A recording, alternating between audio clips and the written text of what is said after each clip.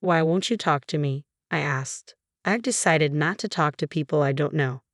I understand. I'll go away. Living with my husband's parents, they completely ignored me. I thought my mother-in-law might ignore me, but I never expected my father-in-law to treat me the same way.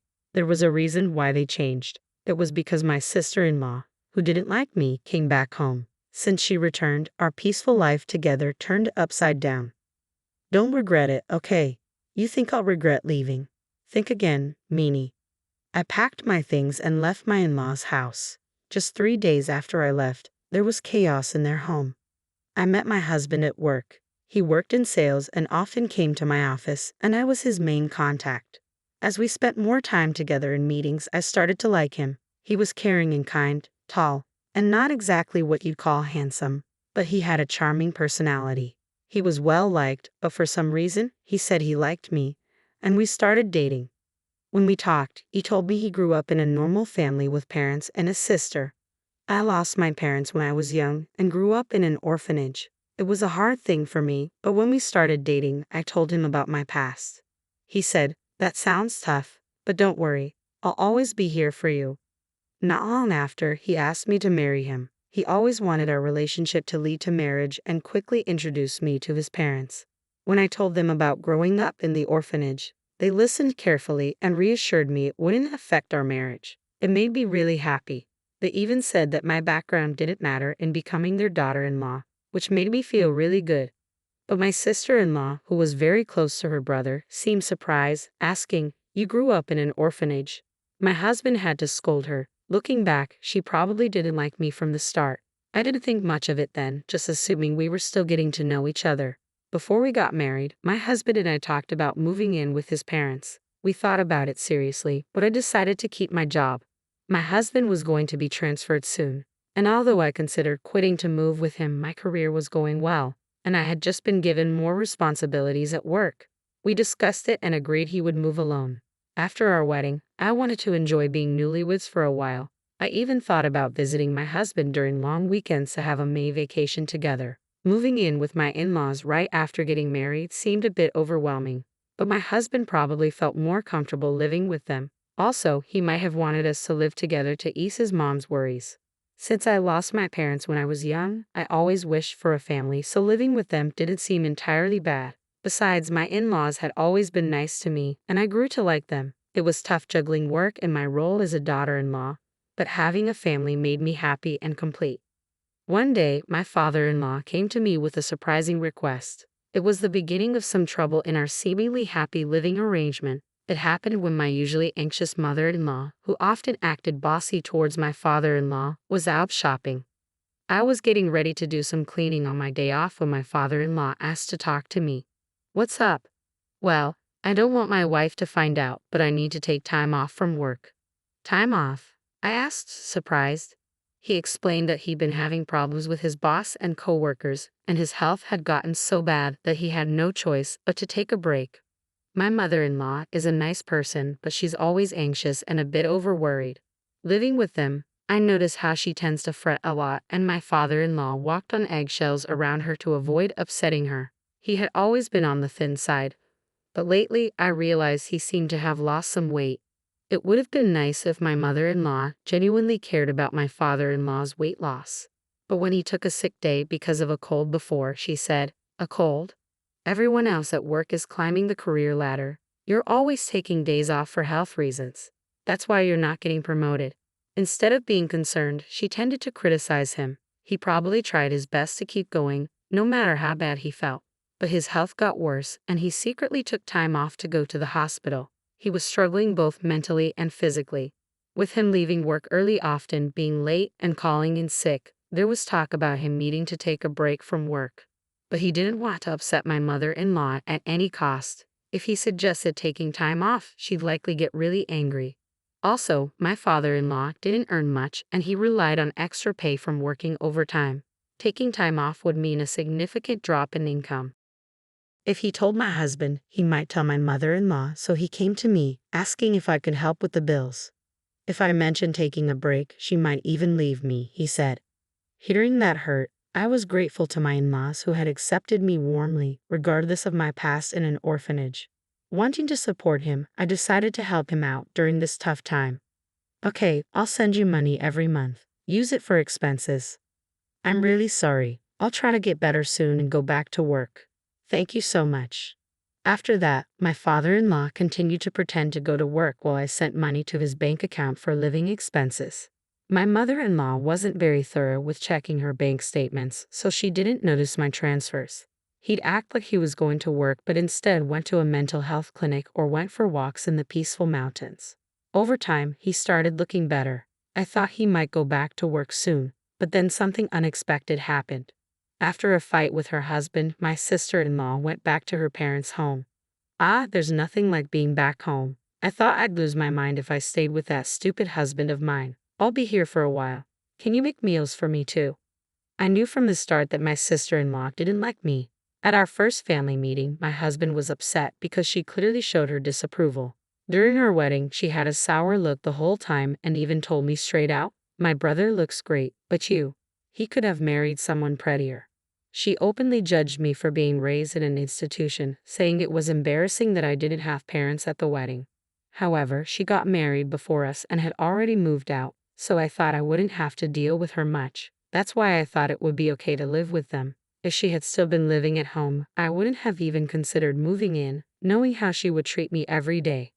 I thought her stay was just temporary because of her marriage problems and expected her to leave in a few days. Even though she was stern with my father-in-law, my mother-in-law had never been harsh towards me. Even if my sister-in-law made mean comments, I believed my mother-in-law would defend me. But I was wrong. One day, when I came back from work, my mother-in-law's behavior seemed strange. "Is something bothering you?" I asked. She seemed distant, not talking to me like usual. When I asked her what was wrong, she said, "Did you know you've been talking about me behind my back?" "What? I've never said anything bad about you. You've always been kind to me, and I'm really thankful. Why would I say bad things about you? You've been acting like the perfect daughter-in-law, but you've been talking behind my back." "Whatever," she said, leaving the room. In the hallway, my sister-in-law was smirking. "Looks like you're not in her good books anymore. Did your true colors come out? Being from an orphanage, your background really does matter, huh? It's best not to gossip about people, you know." I haven't said anything bad about her. Oh, the neighbors seem to have heard everything. When I came back home after so long, they told me you've been talking badly about her all the time. What? Who are these neighbors? Well, it's been a while since I got married and moved out, so I kind of forgot their names. I never said any of that. Stop making things up. Oh, how disrespectful. Mom, she's calling me a liar and being mean to me, my sister-in-law said as she walked into my mother-in-law's room. After that, my sister-in-law's mean behavior got worse. She claimed I told her to sleep in the hallway and take the last turn for a bath because she's just a guest. She complained to my mother-in-law about every little thing. Every time, I had to explain I hadn't said or done any of it. But my mother-in-law seemed to believe my sister-in-law and be influenced by her. My sister-in-law stayed longer, making me wonder if she planned to stay forever. With all these worries, I went home feeling sad. I'm back. Before, my mother-in-law would warmly say, "Welcome back," but now it was quiet. "I'll start making dinner," I said, stepping into the living room. I was surprised. Usually, my sister-in-law would rush me to make dinner, but now my mother-in-law, father-in-law, and sister-in-law were eating sushi together. Surprised, my sister-in-law said, "Oh, looks like someone who isn't really family is here. You were planning on having sushi, were you?" My mother-in-law kept eating without looking at me, watching TV. "If you wanted sushi, you should have told me. I came home right after shopping," I said. "Ha! No one said they wanted that," my sister-in-law replied, not even looking at me. "Hey, Mom, Dad, I went out with my friends during the day and got some delicious pudding. Let's eat together," my sister-in-law said, ignoring me. They all started eating the pudding. I was tired from work and didn't have the energy to argue, so I went to my room without eating.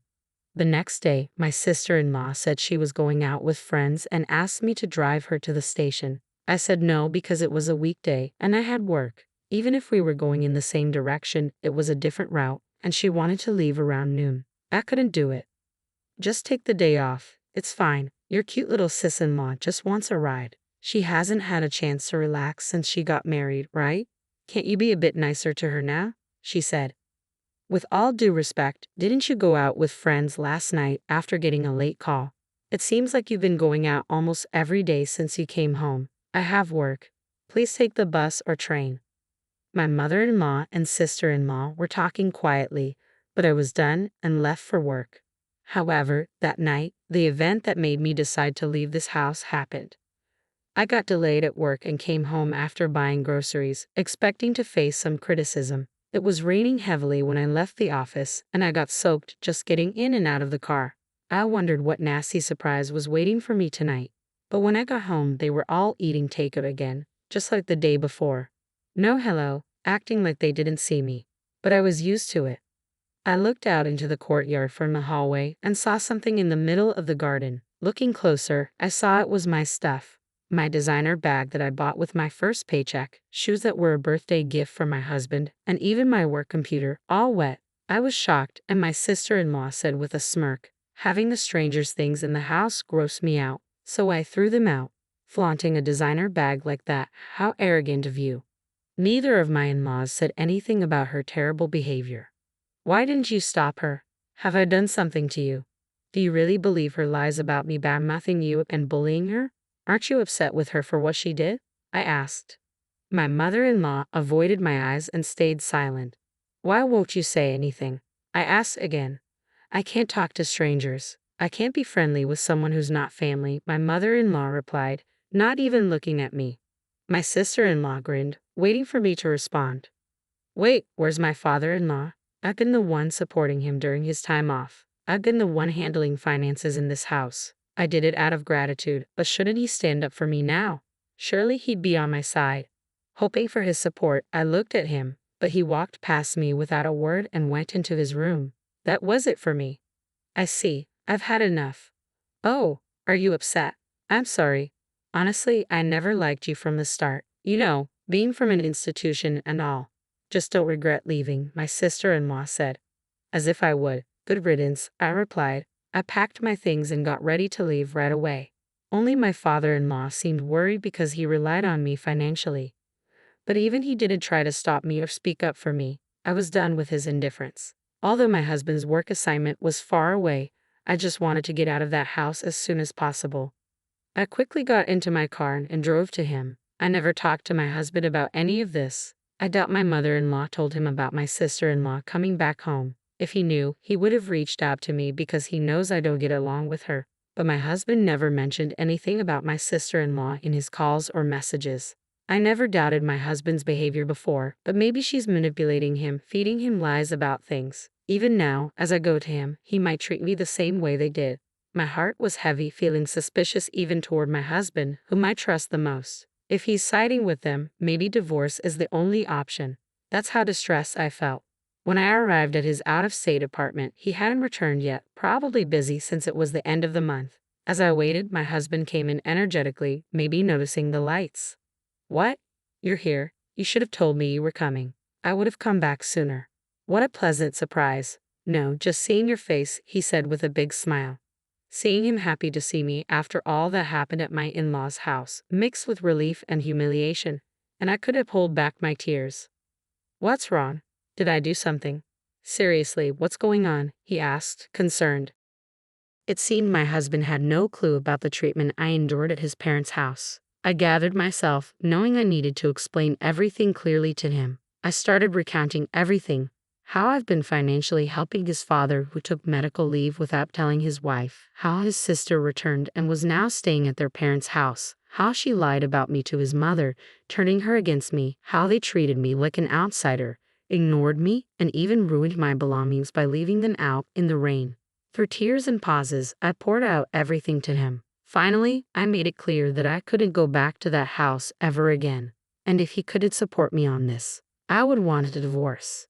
My husband apologized for being too focused on work and not checking in on me more often. He regretted his family's behavior towards me. He assured me I didn't have to go back there or even talk to them again. Even if I forgave them someday, he was firm about cutting ties with his parents and sister. He also promised not to provide any more financial aid to his father. That night, I felt a huge weight lifted off my shoulders. The tension I'd been carrying melted away, and I slept peacefully by his side. After leaving my in-laws' house, I never went back. Commuting from my husband's out-of-state place wasn't practical, but I had already talked to my company about working remotely. My job didn't require me to be in the office all the time, and many of my colleagues worked from home too. Although I still had to visit the office a few times a month, some colleagues lived even farther away, so working remotely wasn't a problem. Living with my in-laws and dealing with my sister-in-law's bullying, I hadn't truly experienced married life. But now we could finally live like newlyweds. As I set up my remote workstation, as expected, my sister-in-law contacted me. It turned out that the day after I left their house was my father-in-law's payday. My mother-in-law usually takes out a certain amount and transfers it to their household account, but this time she couldn't. It was only then that she realized I had been helping them financially during my father-in-law's time off. "Hey, why didn't you tell me you were covering the living expenses?" He asked me not to, saying he didn't want you to know, so I kept it to myself. Anyway, we're running out of money for living expenses and there's no one to cook or do laundry. The place is a mess. As his wife, you need to come back and take care of these things and send money quickly. How heartless. I already told you, didn't I? I have no intention of going back to that house or being treated like your maid. Why should I help people who hate me, ruin my things, and treat me like this? Aren't you his wife? Without your help, we can't pay the bills or even shop. That's exactly why I'm saying it. I'm an outsider, so it's none of my business, right? I hung up, ignoring my sister-in-law's complaints. She and my mother-in-law kept bothering me with calls and messages, but I ignored all of them. Even after my husband returned from work, they kept calling persistently. When my husband finally answered, he told them firmly, "I will forgive you for how you treated her, and I'm not sending her back to you. I'm not coming back either. I don't see you as my family anymore. Leave my wife alone, or you'll regret it." Considering my sister-in-law adored her brother and my mother-in-law heavily relied on him, they were probably shocked. A few days later, I got a call from my father-in-law. He said living with my mother-in-law and sister-in-law was getting too hard, and he begged me to continue the financial help. I'm grateful they accepted me when I married, despite growing up in an orphanage, but they didn't support me when I needed it, despite all the financial help I provided. I don't owe them anything. Why should I help those who joined others in ignoring me? I'll never assist you again. And with that, I ended the call. Later on, my persistent mother-in-law and sister-in-law shamelessly showed up at my workplace. Since I was already working remotely and had a bad feeling about them, I had informed my company about the situation. Security was alerted right away. They caused a scene, demanding that the company make me send money back home. When my husband heard about it, he said, "Report them to the police." My colleagues were supportive, saying, "I can't believe you had to live with those people. Focus on your remote work with your husband." As for my in-laws, my father-in-law's health declined under the pressure from my mother-in-law and sister-in-law, and he eventually quit his job.